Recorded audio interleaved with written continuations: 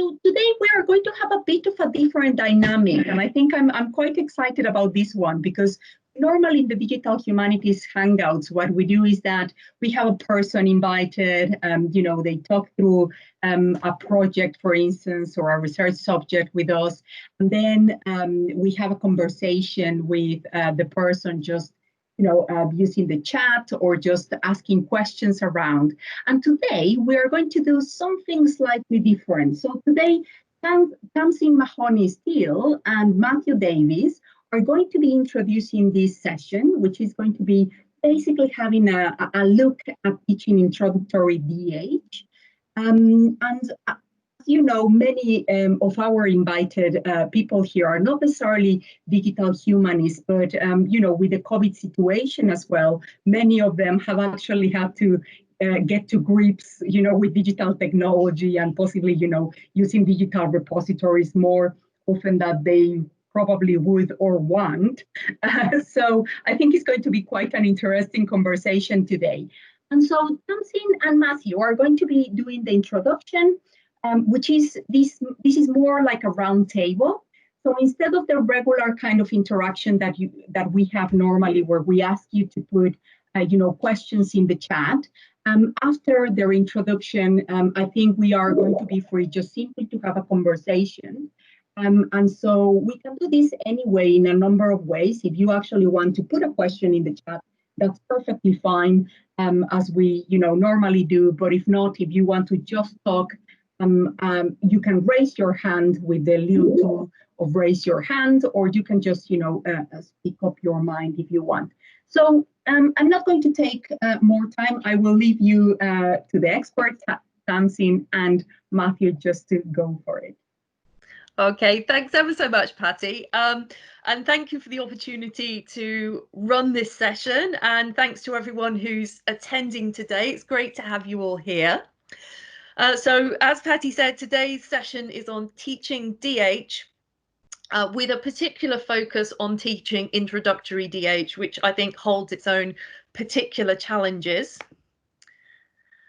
So I'm delighted to be joined by my friend and colleague, Matthew Evan Davis. Matt and I are longtime co-conspirators. We met back in 2013 when we both held the same fellowship and consequently the prize for the longest job title, I think, at that time, which was Council on Library and Information Resources and Mellon Foundation Postdoctoral Fellow in Data Curation for Medieval Studies. You can barely get through that without taking a breath. What this meant in practice was that we worked within libraries of our respective institutions at the intersection of digital humanities and medieval studies, which many of you know is a very kind of fertile intersection. We were part of a cohort of 23 fellows, of which 5 were part of a specialist sub-cohort of medievalists. And Matt and I worked together with other medievalists on a few micro projects. And we went on to publish the edited volume along with A.J. Turner, one of our other fellows, called Meeting the Medieval in a Digital World, which came out about 18 months ago. Matt's work focuses predominantly on late medieval English works and the relationship between people and spaces and physical and digital objects. I hope I'm capturing that well, Matt. And this is exemplified by his Lydgate website, minorworksoflydgate.net, as you can see on the slide there. And my work focuses on 14th century poet and composer Guillaume de Machaut, and I'm part of the editorial team for the new complete works edition. So enough about us. On to today's session on teaching.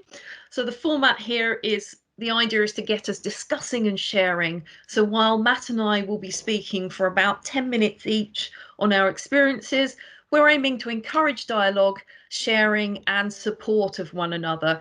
We'd like to hear your anecdotes and your advice on what does and doesn't work, and for you to offer your expertise as well.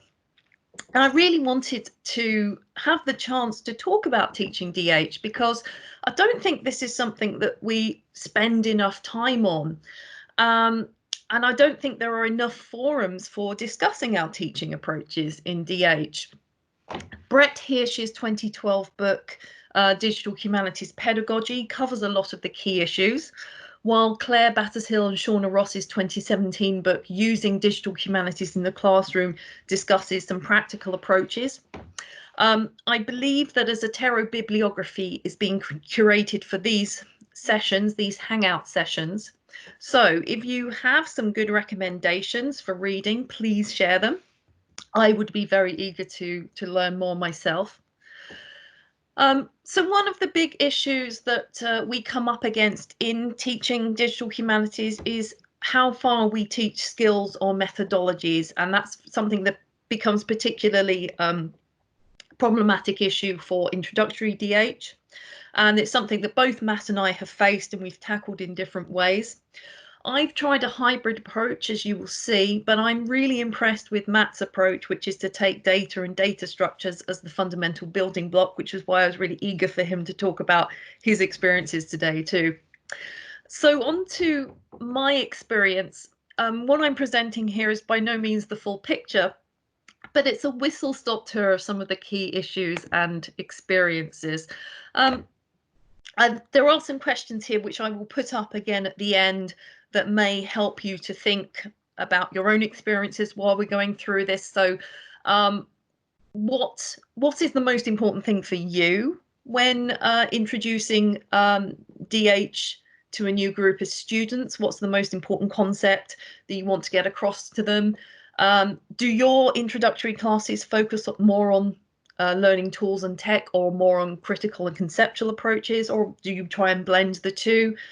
What have been your biggest successes and struggles, and perhaps how's your teaching changed during COVID-19? So I've put those questions there just as a kind of something to help everybody think about this and kick off some discussion, and I'll put those up again after Matt and I have talked about our experiences.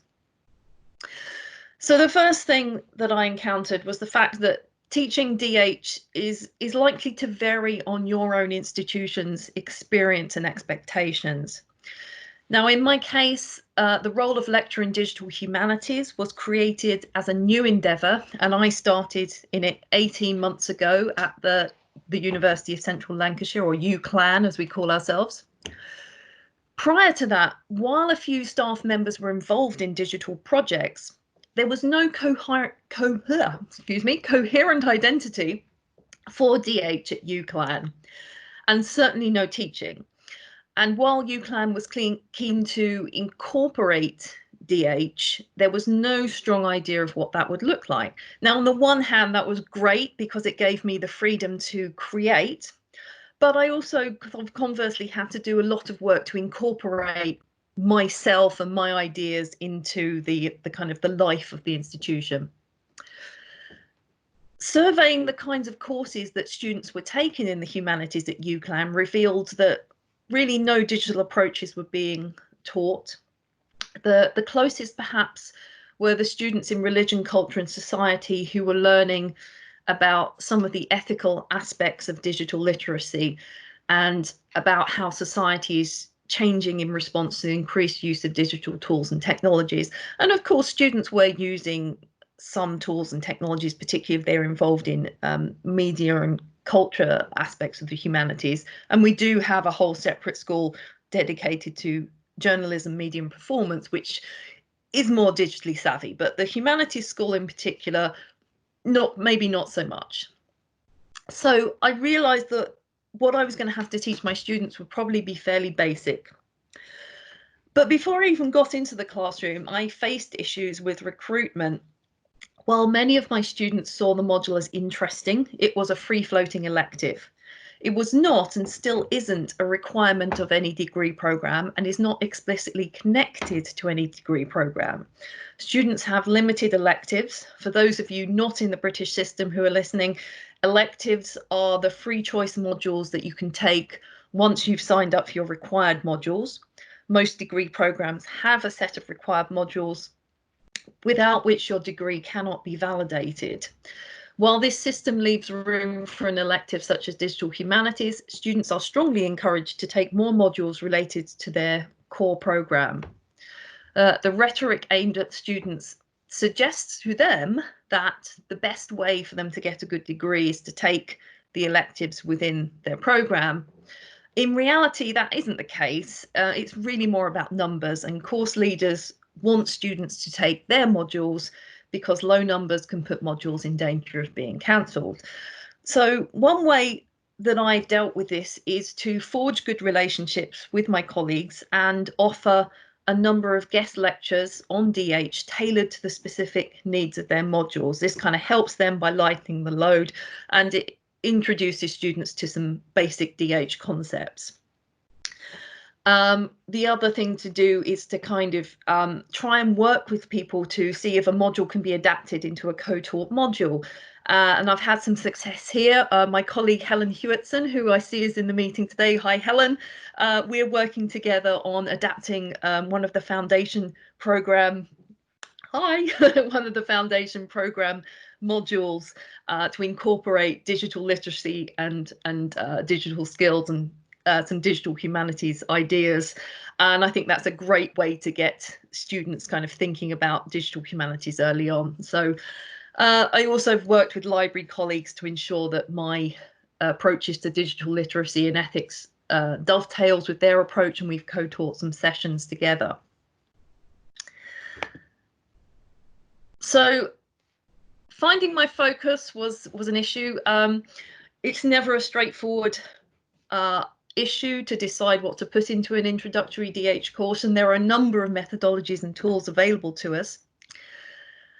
And while I wanted to teach them some of the theory and ethics and issues around data, I also realized that I had to make my module sexy by giving the students the chance to play with some of those tools and technologies. And that was partly to do with that recruitment issue, was that I had to kind of show that I was giving them something a bit different. Few of the students that I worked with had much experience of using digital tools beyond Microsoft Word, Teams, Blackboard, and some knowledge of Excel. Many of them wanted to take the module because they thought this was a chance to get away from traditional methods and modes of presentation. And I wanted to have that opportunity, but I still wanted them to get to become good critical humanists and to turn their attention to the rationale and ethics of using digital tools and texts, as well as kind of learning practically how to use them. And I also wrestled with how much to include with regards to the history of the field and current attempts to decolonize it. I decided that it was important to give them a brief history going back to Roberto Bussa's Index Thomisticus, and to flag some of the issues that people like Dorothy Kim have highlighted, which include sort of links to the Holocaust and gendered labour. I made an effort to bring in materials that highlighted and challenged racial bias in the field. I really wanted to do this, but I was also aware that this was adding another layer of complexity to the introductory course. Not only was I teaching them about the fields and everything that was in it, but I was asking them to kind of reflect on the problems and motivations of the field, which is kind of like felt like a sort of meta layer. And all of this required additional theoretical apparatus. But in the end, I felt that I couldn't ethically teach the module without making those concerns a part of it. So I took the risk of adding that additional material. The danger is, of course, by teaching them tools and theory and history, that the module will be a disjointed and superficial experience. And if I'm honest, I don't think I've got that balance right yet. And I think I need to think more carefully about how I would integrate and scaffold ideas better in the future. I taught two kinds of text mining tools, Voyant and Lexomics, as well as Gephi and QGIS for visualization and mapping. And I think that for future iterations, I may drop some of those or try to divide the module in two, perhaps having one dealing with issues of text and one dealing with issues of how to visualize things. I found myself adapting my approach for different groups of students. Working with a history student in the autumn semester, I found that he was more engaged with the implications of digitization, of the digitization process, and how we handle metadata and make historical objects discoverable. This led us to using archival material and mapping some of the places from the digitized materials. By contrast, the students from Religion, Culture and Society module of the course were more interested in text mining newspaper articles to understand bias and word use in different sources. That being said, that latter group of students were equally captivated by the archives visits and digitisation studio visits, so I think those were very successful. But probably the most successful session was bringing in my colleague Anne-Marie McAllister to talk about her work on the Temperance Archives and the website she created, which is called Demon Drink. And it's about talks about Preston's temperance history. Her visit to the class really brought together a lot of important strands. How you go about project managing a digital project, the ethics of how she used and portrayed digital materials, how metadata made digital objects discoverable, why she wanted to do a digital project and who it was aimed at.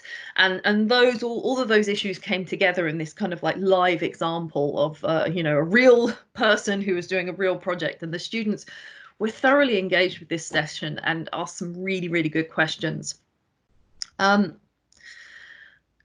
I had to manage expectations. While the students were eager to learn to use text mining tools like Voyant and Lexomics, I had to explain that this had to be in the service of good humanities research.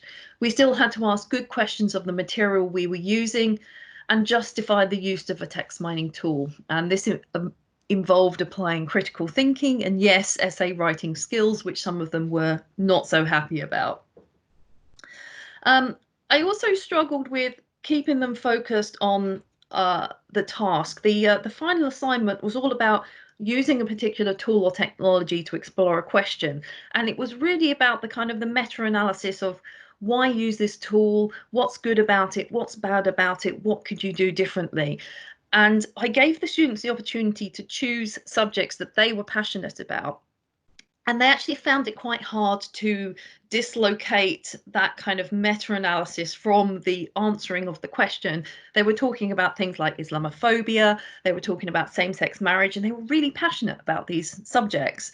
The trouble was that they wanted to answer the question rather than to talk about the methodology of using the tool.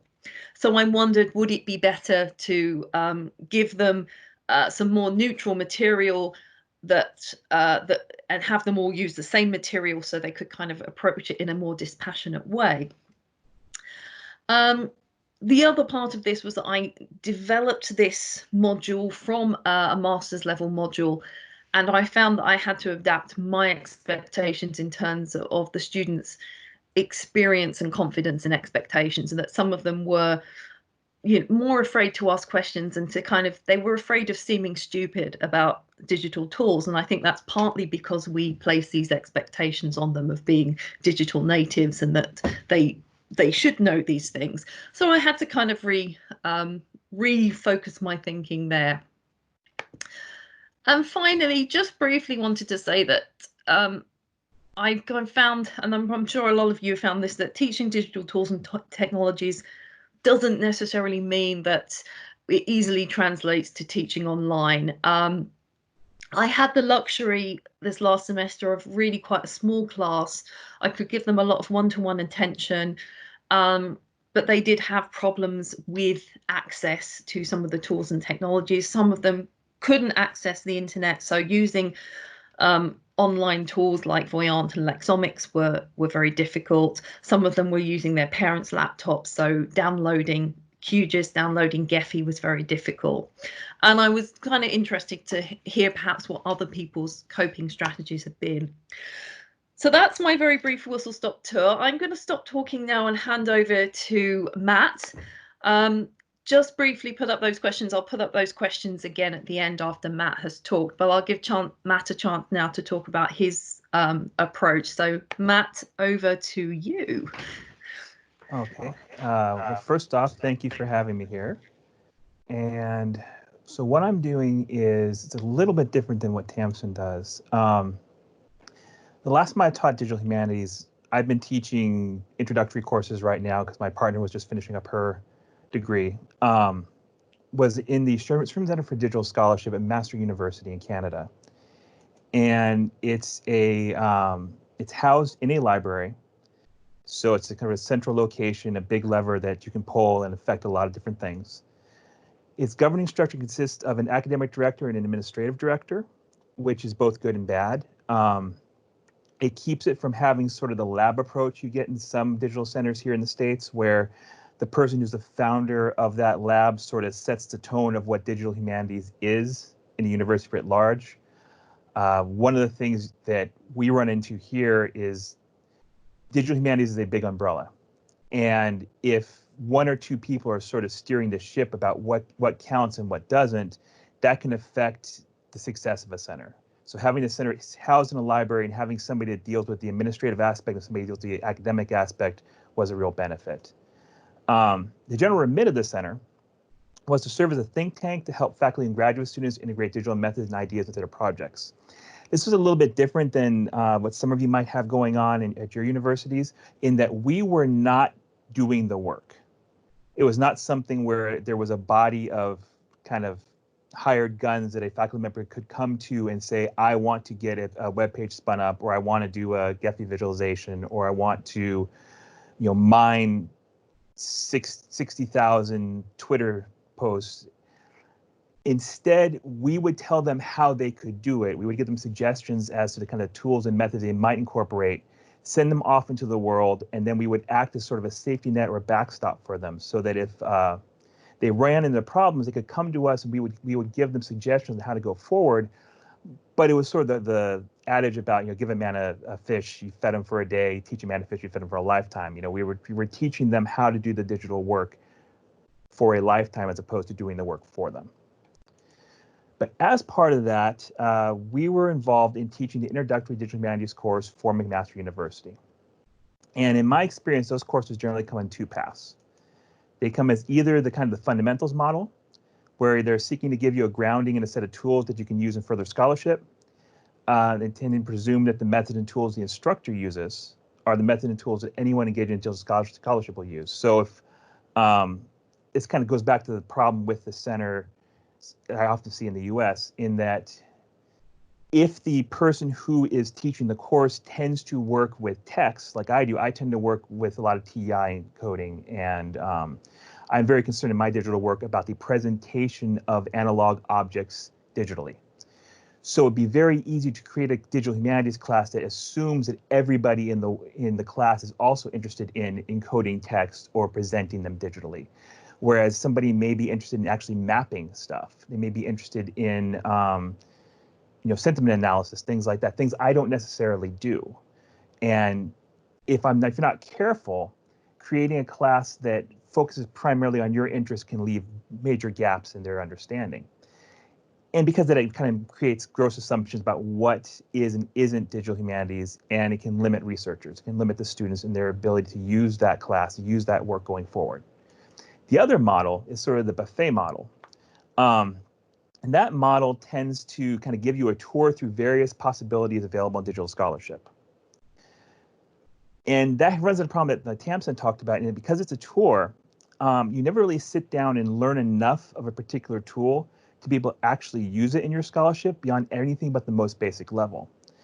And the example I always think of in this regard is when instructors teach students physical computing, like Arduino and things like that, they tend to give them a little Arduino kit, and that kit tends to have them write very simple code that will make an LED blink on and off, which is very empowering and makes them feel good, but it doesn't really teach anything other than how to make an LED blink on and off. And so if they want to take that and run with it and go forward, they kind of hit a wall because they may not have the skills necessary to take that information and move it to the next level. I also had a luxury at McMaster in that we had a series that we ran on a monthly basis called Do More with Digital Scholarship, where we would kind of do the work of this buffet model. We would introduce them to particular concepts, but it was framed around the understanding that we are just giving you a taste of this. And if you're interested, you can come talk to us later and we will help you with the next steps going forward. That's harder to do, I think, in an introductory course because there's sort of the expectation for each constituency that's interested in the course, that's invested in it, that you're going to be teaching them the ground level stuff for how to do whatever digital tool it is that particular discipline is interested in. And you really can't do that if you're trying to serve 20, 30, 40 masters. So because of that, neither of them seem particularly good at dealing with sort of the issues kind of underpinning digital methodologies. So what I did in my introductory course, my Humanities 2 DH3, is it's offered through the Sherman Center, which means it's a central repository that a lot of people are feeding into. My particular iteration of the course dealt with students that were coming out of communications, coming out of the English department, coming out of history, and coming out of peace studies. McMaster has the Bertrand Russell Institute, and so there's a very strong peace studies program there. And the students, like as Tamsyn kind of touched on, they're very much digital natives. And they've been told that they understand technology. But the problem is they understand it the way that we understand kind of how to drive a car. There's a lot of us that understand sort of the mechanics of getting in the car, turning it on, pulling out to the drive and turning and going on our way. We don't necessarily understand the fundamentals of what makes an internal combustion engine work, what makes a car function. So we understand the car as an appliance. We don't understand it as a tool. And so those digital natives tend to approach technology as an appliance as opposed to a tool.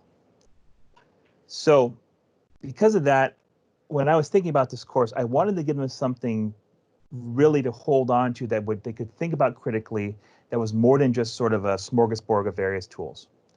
And I thought about the idea of data. And the reason I thought about data is, well, it's because it's one of my hobby horses, but it's also because I see data is quite often considered as objective truth. People will they'll create a visualization, they'll show the visualization to people and they'll say this visualization is true because we have this underlying data. They may or may not actually give you the underlying data, but because there is data, there's a veneer of truth that's placed on it. That data, though, I don't know how many of you have ever been in a meeting where metadata standards are being created. I have on numerous occasions. I can tell you that metadata standards, data in general, is the result of a number of conscious choices. And those conscious choices are sometimes smart and sometimes not so smart. For example, I was in a data standards course where most of the people in the room were textual scholars of the 18th and 19th century. And in their minds, everything that was a text ultimately reduced to a codex. So they were using this tag codex that we had as a catch-all for everything. If something didn't quite fit, they threw it in codex.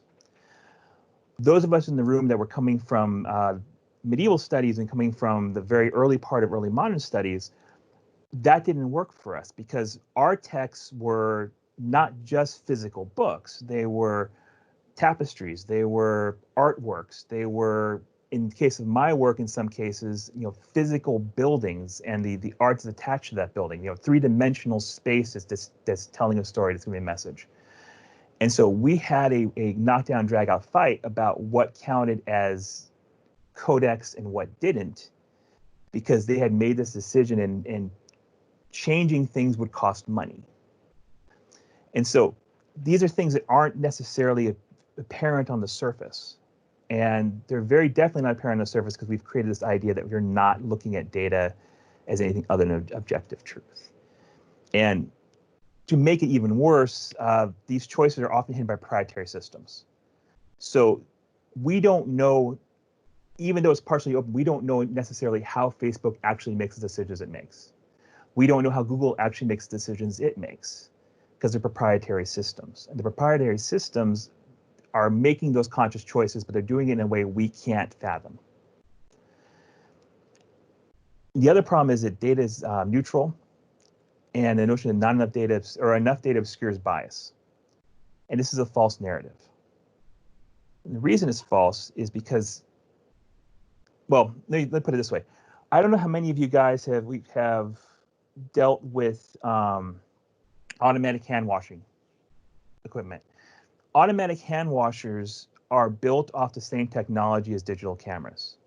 Digital cameras are built off of photographic technology, and photographic technology up until about 30 years ago was entirely built around white skin, about what looked best for white skin. So there's systemic biases that are built into the system. And because we are dealing with data as this sort of large aggregate force, those systemic biases get buried and get hidden.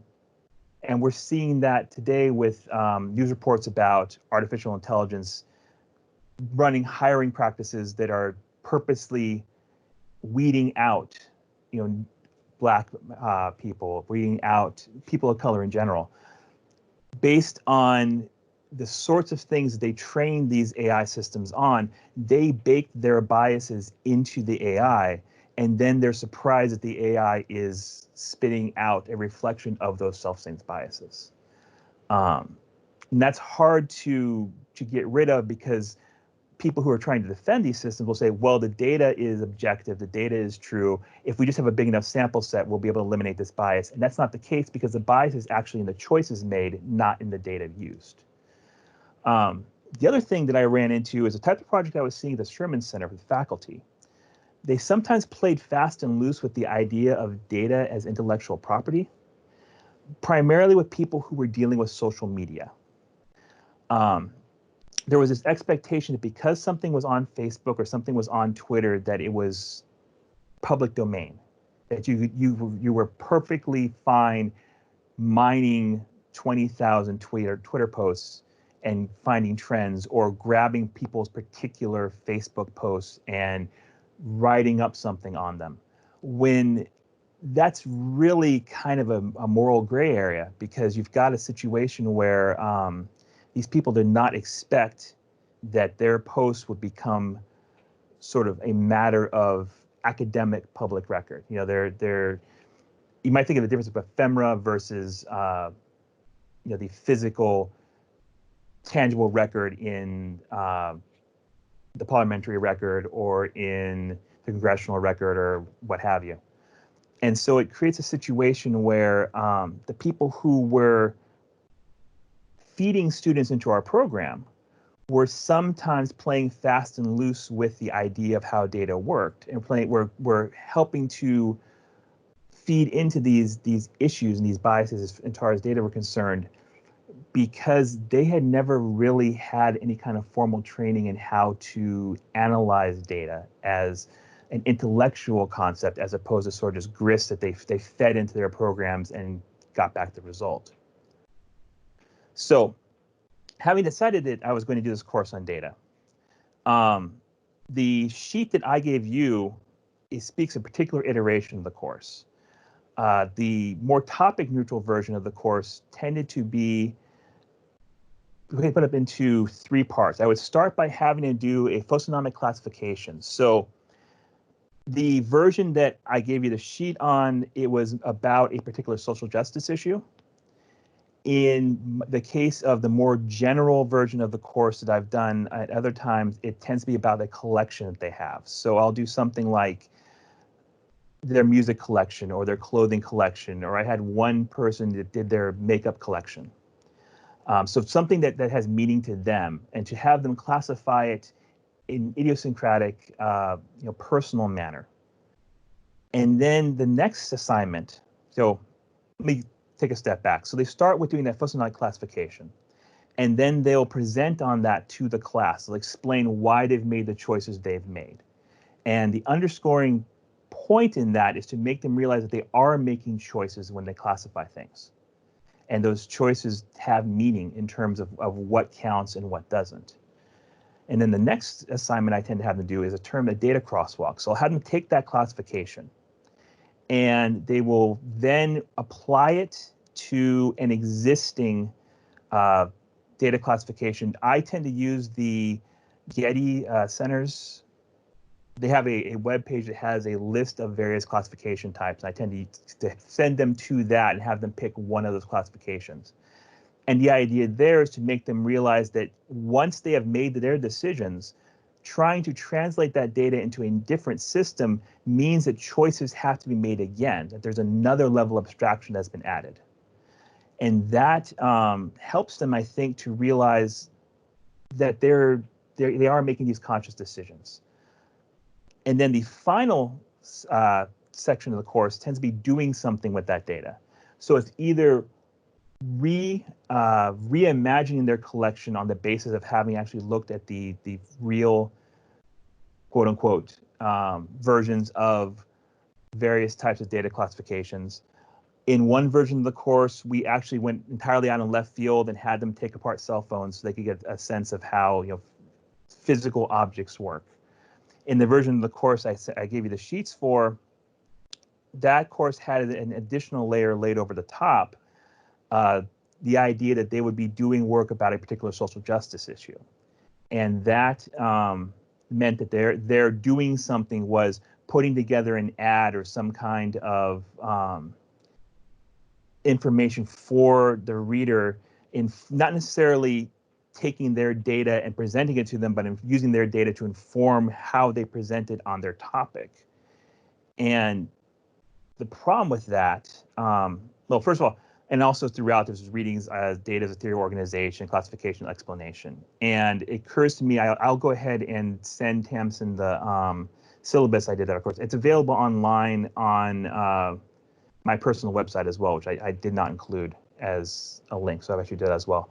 But part of the problem I ran into with this class is very similar to what Tamsyn said she ran into with some of her work, is that because I was dealing with students that were coming from humanities classes, especially in communications, that dealt very much with issues of decolonization, with issues of gender studies, with issues of mad studies, things like that, they were very eager to solve the problem. And I wanted them to be thinking about how the data they collected about the problem was affected and changed, and have that change become how they were informed when they actually came to the point where they're going to present on things to me. So they sort of jumped the gun a little bit in that their first assignment, instead of giving me a write-up or a presentation about how they classified various things they read and studied about their particular social justice topic, they instead presented to me, this is a problem, this is how we're going to solve the problem. So they sort of did the third part of the assignment, or the overall course, first. And then the rest of that particular iteration of the class was me playing catch up, trying to get them back on track in terms of thinking about things in terms of data.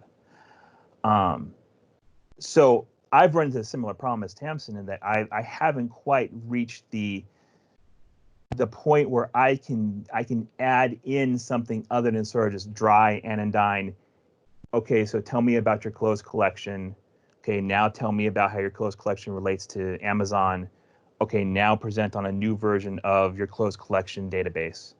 I'd really like to be able to add in more timely topics, things that they feel more comfortable with, where I'm not presenting them basically with an entirely blank slate.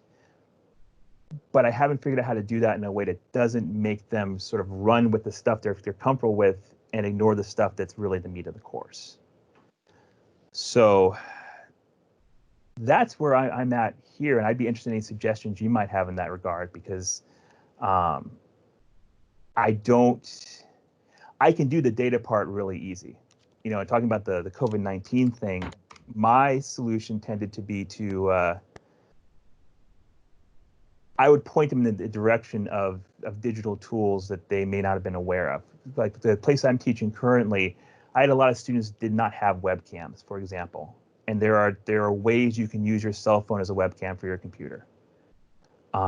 There are ways you can kind of sort of work around the limitations of technology, but they don't know what they are. And so a lot of what I did in terms of the pandemic was hand-holding in that regard, not only for students, but also for my colleagues. And I don't know how that necessarily translates to good pandemic pedagogy, because I don't know how to replicate that for other people. Before I was an academic, I did work as both a programmer and a tech support guy with the headset. So I have that I can draw on, and I don't know how to necessarily translate that well for other people. So I'd be interested in suggestions as far as that goes as well. And I'll turn it back over to Tamsyn. Thanks, Matt. I do find that so interesting that the way you approached it, because the issues that you're dealing with in structuring the course around data, that was something that I tried to kind of tack on to mine to get students aware of those kind of issues. And I think it's a really good approach and really interesting approach to take that as your core principle, because I think it is a core principle in the digital humanities. I mean, I think, you know, a lot of us have experienced starting projects, and one of the first things you do is that you have a meeting and you decide kind of, you know, how you're going to define and name things, particularly if that's a project that involves, say, something like TEI. Right. I saw quite a few comments here. Someone was saying, I really like the phrase baked in. Is prejudice a better term to use than bias? However, bias is inevitable. Prejudice, or rather racism, is the consequence of historically produced system of advantage and disadvantage. I thought that was a really nice point there. I think that's true insofar as individuals are concerned. I'm not convinced that, I guess well, let me think about that. Because you're right in that the systems are what's causing this to occur, where I think, but bias is always going to happen. There's a phrase, there's a book, well, there's a phrase, you know, raw data and cooked data. And there's a book out that's called Raw Data is an Oxymoron. There is no such thing as raw data. You know, all data is cooked. All data is affected somehow. And so the decisions made are affecting that data. I'm a little hesitant to let the Googles and Facebooks of the world off the hook. You know, they're making a conscious decision to pick the data sets that they're using, and those data sets, you're right, are prejudiced. They do reflect systemic issues. Because there's such a heavy STEM focus in Silicon Valley, I don't think they recognize that. They just see it as grist that they can work on. I think as well that's probably why you know, it's so important as well to think not only in terms of the bias of the data, but also in terms of, you know, where the tools that you are aiming to teach are coming from. What are basically the theoretical implications and backgrounds of the technologies that we use in general. I love the example of geographic information systems because it's such a good one in terms of, you know, thinking particularly about the colonization in terms of spatial conceptions, right, of the world. You have a fantastic tool that helps you, of course, to analyze the world in a way that we build and that we know from a Western perspective, cartographic, Euclidean, et cetera, right? But in terms of history and archaeology, there are so many, at the end of the day, communities and societies that do not conceive the space and, you know, space and place and even time in the way that GIS portrays this. Right. And so, and therefore, it is so important, I think, what you mentioned before, Tamsyn, and you as well, Matt, that we need digital humanities to be integrated, both theory and methods, not only methods, because I think one of the problems that, and one of my frustrations as well, many times with in general with digital humanities particularly, but the perception of digital humanities from, people around, colleagues and so on, is that GIS is simply GIS, but DH for that matter is just simply about spreadsheets and about, Right. clicking a button. And that is not true at all. These things do not actually work in an intellectual vacuum. We always have to consider basically the background of these technologies and how they work with, history and so on. Well, and to piggyback off, if I can for a second, this is actually what my chapter in our volume was about. I think a lot of times, and it's getting better, but a lot of times with projects, the technical framework gets handed off to folks in the library or third-party programmers and such, and they have their own set of intellectual tools and methods and ways of looking at the world that they're then approaching the project with. Communication becomes the issue.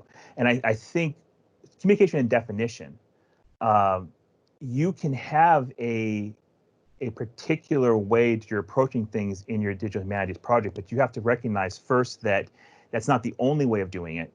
And second, that you need to define for the audience what your methodological approach has been. You can't just simply, you have the spreadsheet and say, here's my spreadsheet. This is objective truth because I've spreadsheetized it. You need to acknowledge I made these decisions for these reasons, so that somebody down the road who may be looking at, for example, they may be looking at geographic space from an indigenous perspective, or they may be looking at a geographic space in like Tamsyn and I's work from a strip map or a mappa mundi, as opposed to sort of the much more formalized, rigid, correct latitude and longitude of modern map making.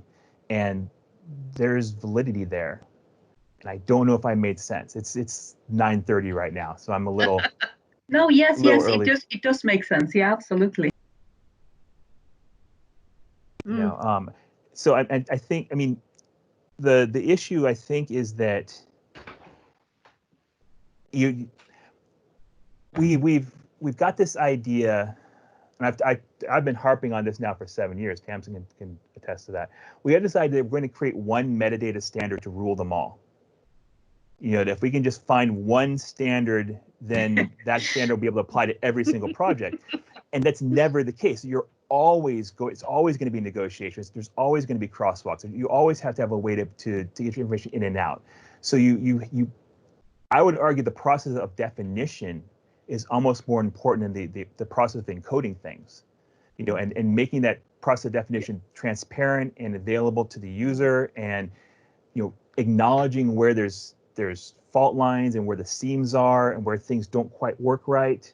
There's a wonderful example of that in the book that Matt and I edited, Bridget Werty's article. Yes. In that she worked on a project where she had to bring together lots of different lists of digitized manuscripts to create a kind of master list of here are all the digitized medieval manuscripts.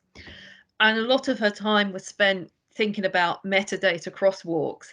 And she wrote an article that is so beautiful that it actually made me cry. And I never thought that an article on metadata could make me cry, but it was written with such tenderness and love for all of these different objects and all of the different ways that people had interacted with them, and her desire to kind of capture and keep all of those different kind of modes of interaction and kind of modes of dealing with the manuscripts that people had, and finding that in order to kind of try and make a master list, that she had to not preserve some of those, and she found that like quite personally wrenching and heartbreaking at times. And I will I'll share a link to it. It's a really, really good article. And I try to use that with my students as an example of, how, why discussions of metadata and data are so important. And also, like, why we get so passionate about these subjects and why they are so important, and then the kind of, you know, the effect that then that has on our lives that we don't even realize, which of course is so crucial for humanities students to understand and get to grips with. You know what, I realized that we've only got this hour, and I wanted to kind of see if there's anyone else who like has some experiences with their teaching of introductory DH who wanted to kind of chime in or share anything from their experiences before we run out of time.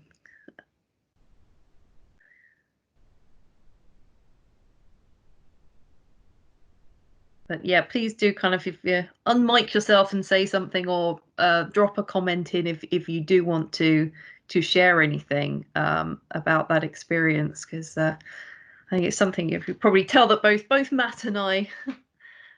While people think, Tamsyn, I was just wondering if we could, if you could comment. I'm quite curious about this. I'm going to open a bit of a can of worms, I think. But what what do you think is the adequate level for digital humanities?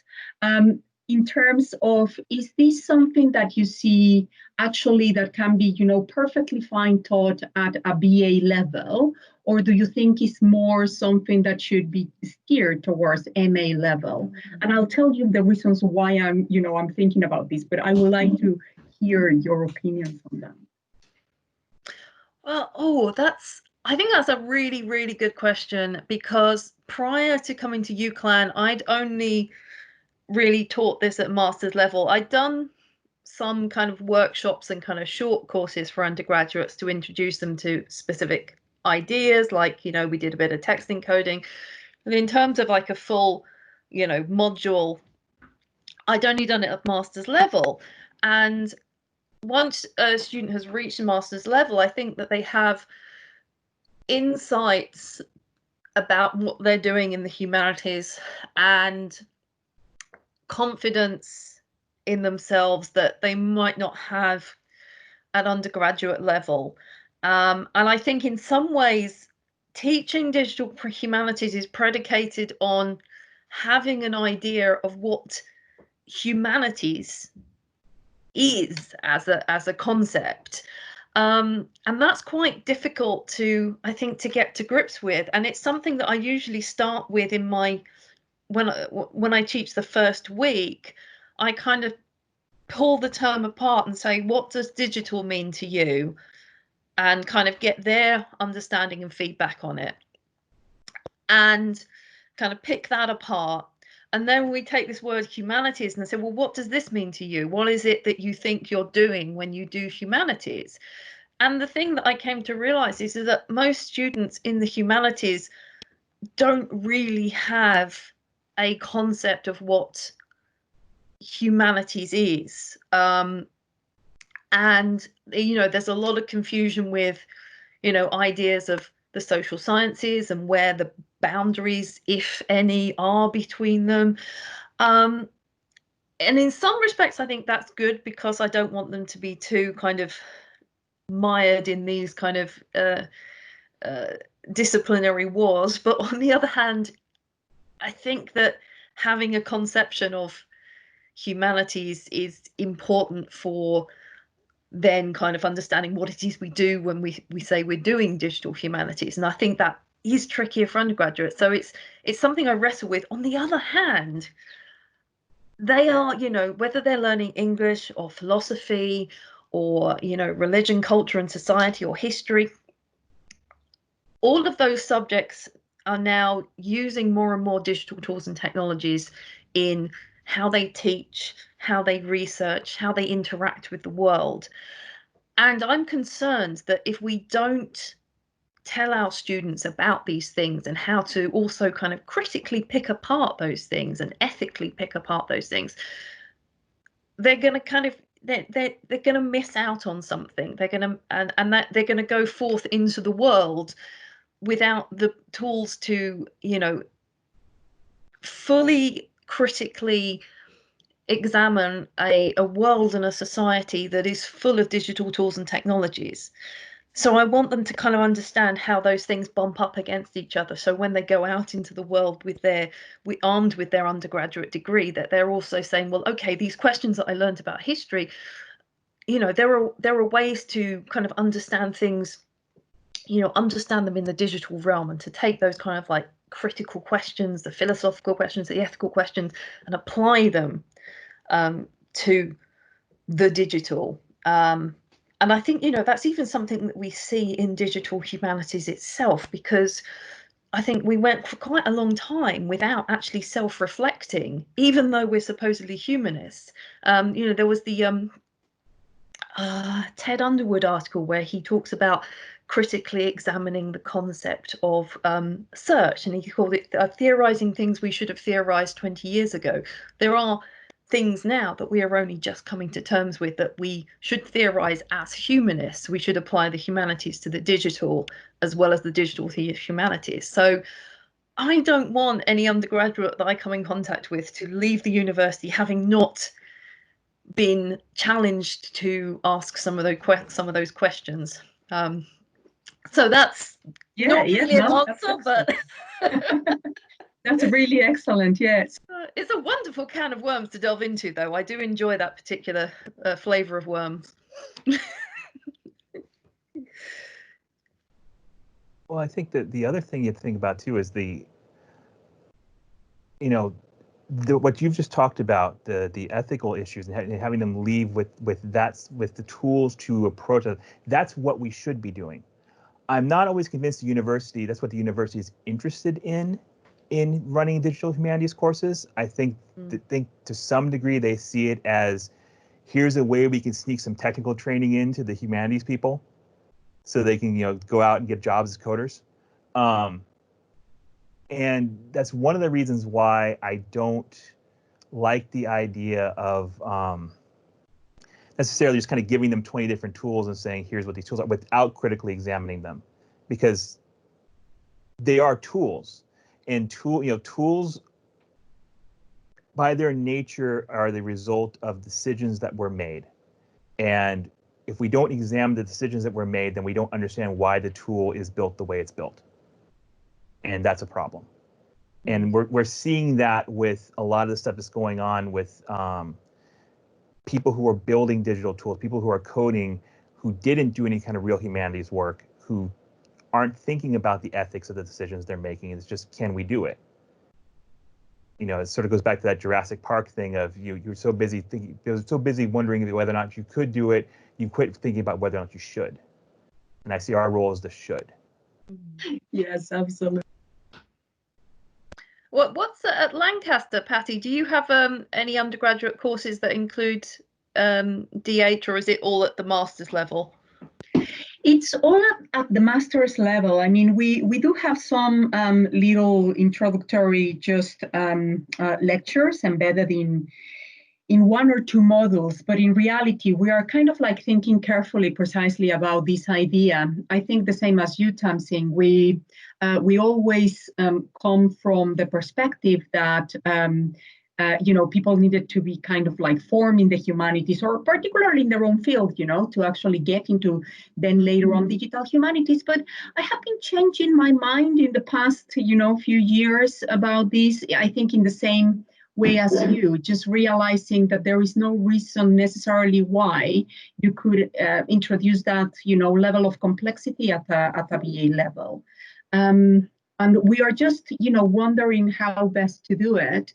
In a way, I don't know if you experience the same, but I think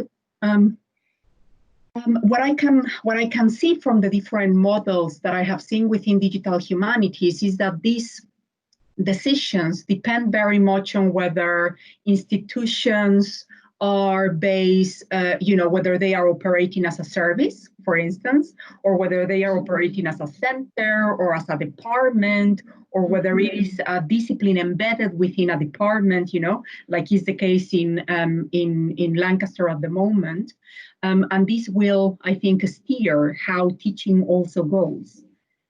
So I don't think, the same as you were saying, like there is no one to rule them all. I guess, each institution has to approach their own, needs, I guess, the best that, they see fit. Well, I don't know if I would necessarily consider it wrong per se, but where I get worried is when they take whatever works for them as an institution in terms of whether it's departmentally and they say this is digital humanities.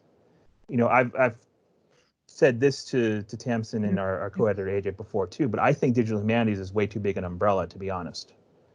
It's a term that almost doesn't have meaning because it could be so many different things.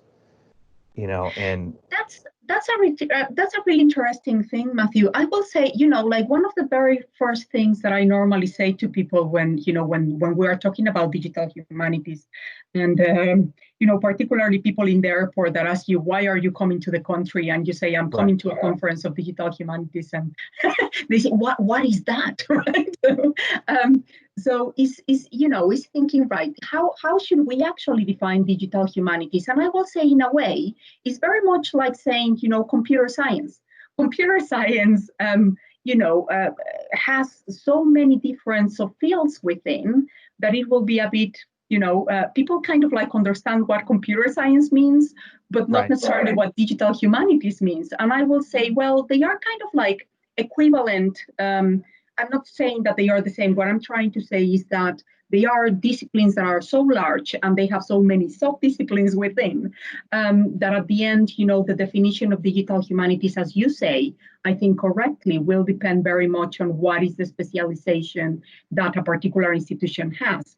So I can tell you, you know, straight away with no problem whatsoever that at Lancaster, we specialize in the spatial humanities. You know, and in text analysis and corpus linguistics, but these three things kind of together really always fall under the umbrella of spatial humanities. And this is, you know, historically the way that we have been, you know, formed within Lancaster. And I will, you know, talking to other colleagues in UCL and so on, and King's College and so on, they see themselves falling into a different kind of like category of subdiscipline. In a way. So that's quite interesting as well. Yes, I do think you are right. Yeah, we ran into that at North Carolina while I was there, in that they were trying to get a digital humanities center off the ground, and the history department was primarily pushing it to a large degree, and their vision of what digital humanities were pretty much left out the sort of textual work we did as English scholars. So those initial meetings, we walked away feeling very disheartened because it didn't seem like there was really a place for us in how they were attempting to define digital humanities for that school. What I think McMaster does a good thing in that, as far as the Sherman Center goes, it's the Sherman Center for Digital Scholarship, as opposed to suggesting it's a, I think digital humanities sometimes comes across as this is a discipline. Whereas if you say digital scholarship, it's just scholarship that uses digital components. Right. So I think it's a little more open-ended that way. Yeah, I sometimes wonder, and this is something I do say to my students, is that I think perhaps the term digital humanities will eventually not exist, or certainly not in the way we understand it today. And we'll eventually come to a kind of an understanding of the humanities that, you know, we have a wide range of tools and methodologies that we use within humanities disciplines, you know, some, if not many of which are digitally based, and some are more traditionally based. I mean, sometimes I think the reason that digital humanities and medieval studies goes along so well together is that both terms are, you know, so huge as to be almost meaningless. Like I've sat at medieval conferences and I've got chatting to the person next to me and discovered that their object of study is further away in time from my object of study than my object of study is from the present day. So I'm studying things that are about 700 years in the past, and I'll meet with people who are studying things like, you know, maybe 1,000 years earlier than that. And I'm like, how are we doing the same thing? Why are we in the same conference? Well, it's like when you get in English departments, you'll have somebody who does American literature of like a 10-year period, and that is considered as important as the 1,000 years that the medievalist is expected to handle. Yeah. You know, it's crazy sometimes. that sometimes there's the same pressures. You know, talking to a lot of my medieval colleagues, they'll be asked to do a survey course that covers those 1,000 years Right. of history in multiple countries. And it's the same with digital humanities, is that, you know, when you are, especially when you're the lone digital humanist, and I find this, you know, I have to be careful with this at my institution, and not that I feel that anyone at my institution is treating me unreasonably, but simply the fact that they're like, oh, you do digital humanities, so you can like teach all of this. And I think sometimes I'm at a risk of trying to spread myself too thin and teach, you know, oh yeah, I'll do a bit of visualization, I'll do a bit of mapping, I'll do a bit of text mining, da da da da da. And suddenly I'm like losing focus. Yeah. And there are See, I've times been, when I wish I was part of a team where I was just teaching, say, like text encoding, and someone else was teaching the other things. that was something really, I mean, I feel like I don't feel like I can do GIS. I don't, it's not something that I've had to do in any of my work. And it's not something that, it's something I feel comfortable enough talking to someone about and pointing them in the right direction, but I don't know that I could teach it in the same way I can text encoding or visualization or, you know, setting up a Git archive or anything like that. Yes. And I think it's important to recognize where you aren't necessarily the expert and say, look, this is not really my area, but here's some resources you might want to go take a look at.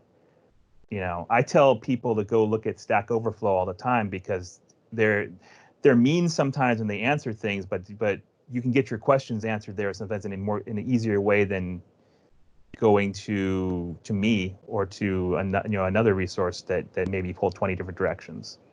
But you know, I think this is precisely my point. Before, you know, with thinking about computer science, you wouldn't, I guess, you know, ask a computer scientist that is specialized in natural language processing, you know, about I don't know, 3D visualizations, right? So Right. it's a bit like, I think it's a bit. I think a matter of us as scholars in digital humanities, but also specialists in our own disciplines, because many of us, you know, are not necessarily directly digital humanists. I'm an archaeologist, primary and foremost, and you know, I just happen to do computational stuff. But I think in that sense, you know, I think it's a matter of us as scholars as well. To define ourselves in front of our institutions too and say, right, this is what I do. This is what digital humanities is. It's not a bunch of things that you are thinking it is. It's a discipline that, you know, contains many subdisciplines within. And, you know, these are all of these. You know, it might be useful things like my digital humanities is this. Yeah, sure. You know, yeah, that's a way of doing it. Yeah, that's a way of doing it. Yeah, this has been really fascinating, guys. I could, you know, I could talk for hours with you. I think we ran already over time, but we should actually get together at some point again and do another one of these. I think there are so many questions that are still not solved about this, and I think it will be really interesting to get our heads together again and talk a bit more about teaching in general. But thank you so much for you know, putting these fascinating materials together. And I hope you have a great Friday and a great weekend. And just as a quick announcement, next week we are going to have Gustavo Candela presenting GLAM Jupyter notebooks, for digital humanities. And this is going to be an introduction to the subject.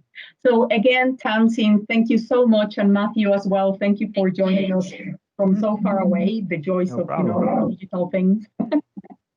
And so, yeah, thank you, and see you back then next Friday. Thank you so much. Thank you, Paddy. Thank you for having me.